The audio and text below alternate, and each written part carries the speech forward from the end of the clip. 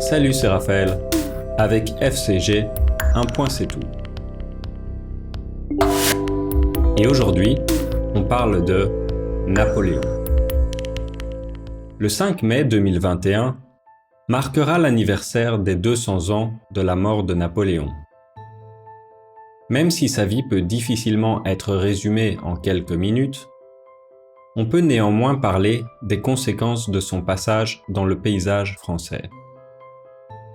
Il y a, en ce moment même, une controverse sur les commémorations de ce personnage historique.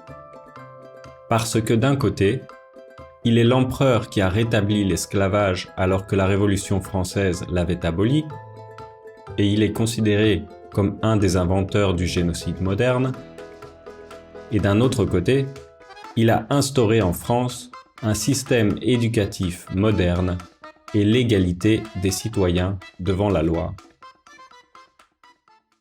Né en 1769 en Corse, Napoléon se destine à une carrière dans l'armée.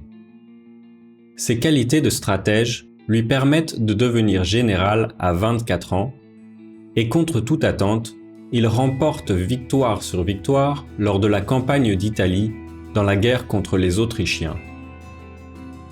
Après quoi, il est envoyé en Égypte dans une campagne pour bloquer l'ennemi anglais et il revient en France, encore une fois, victorieux.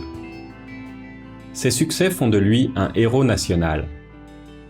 Adoré par le peuple, il est élu consul, puis premier consul, et fort de sa position, il s'autodéclare empereur en 1804.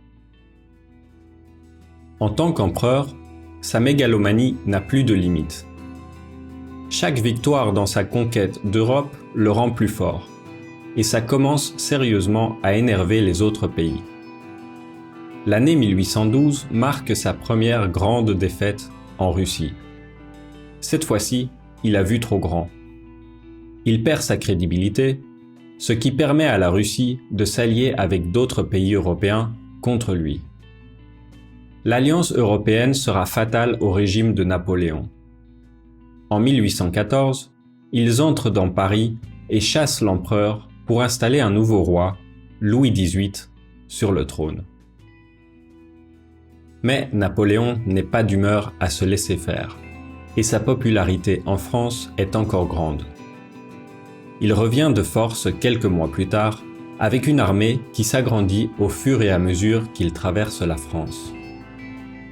Malheureusement pour lui, les Alliés connaissent maintenant ses faiblesses, et lui mettent une dernière raclée à Waterloo en 1815 dans la bataille historique dirigée par le duc anglais de Wellington. Napoléon est exilé à des milliers de kilomètres de la France, sur l'île de Sainte-Hélène, où il finit ses jours sur un lit de camp. Pour en apprendre plus sur la vie de ce personnage incontournable de l'histoire française, il y a une infinité de sources disponibles, dont des films, à commencer par celui des Frères Lumière en 1897, jusqu'au prochain Ridley Scott avec Joaquin Phoenix prévu pour 2023. Question. Quelles autres représentations de Napoléon dans l'art connaissez-vous ?